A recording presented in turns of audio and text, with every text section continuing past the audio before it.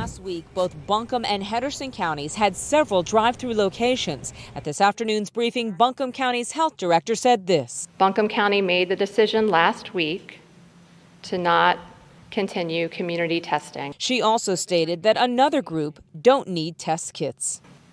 Testing is no longer recommended for individuals with mild illness that can be managed safely at home. The reason, she said, is the increased risk those individuals would pose to spreading COVID by going out in the community to get a test, and the fact that the majority who are sick will resolve with mild symptoms. Testing will become focused on individuals who are hospitalized or severely ill, healthcare personnel, and those individuals in congregate living settings like nursing homes, jails, and homeless shelters. Pardee Hospital, inside their ER, have set up a tent to check in those who are coming in with respiratory or other COVID-like symptoms. Pardee stated it tested 280 people during drive-thrus last week, but are now on short supply of tests. Advent health officials are also screening and conserving.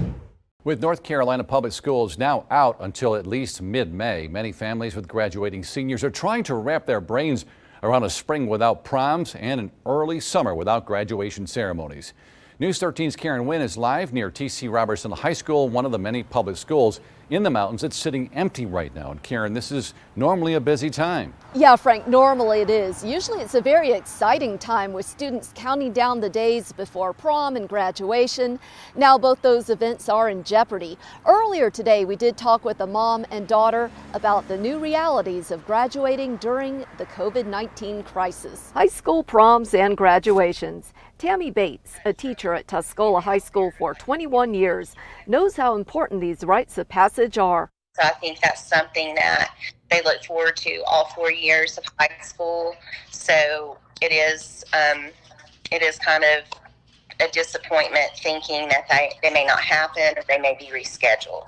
Tammy's concern for the health of her students is mixed with heartbreak for her daughter Jessica, a member of Tuscola's class of 2020. We've already got our prom dress. We've already started planning.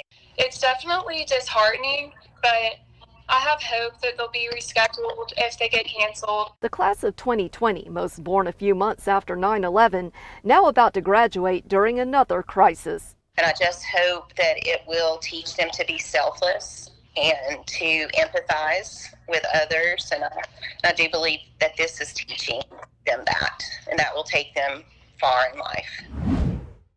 We were asked, why are auto dealerships still open? They're non-essential and have way more people than the mandate. Technically, the service and maintenance departments for those dealerships are considered an essential business to keep vehicles up and running. Many mountain dealerships tell us that they're modifying the way they do business in their showrooms to comply with the state's mandates. And Asheville Chevrolet is making gloves available for both customers and employees and taking additional efforts to sanitize their showrooms. Other dealerships say that they're offering drop-off service so customers don't have to enter the building.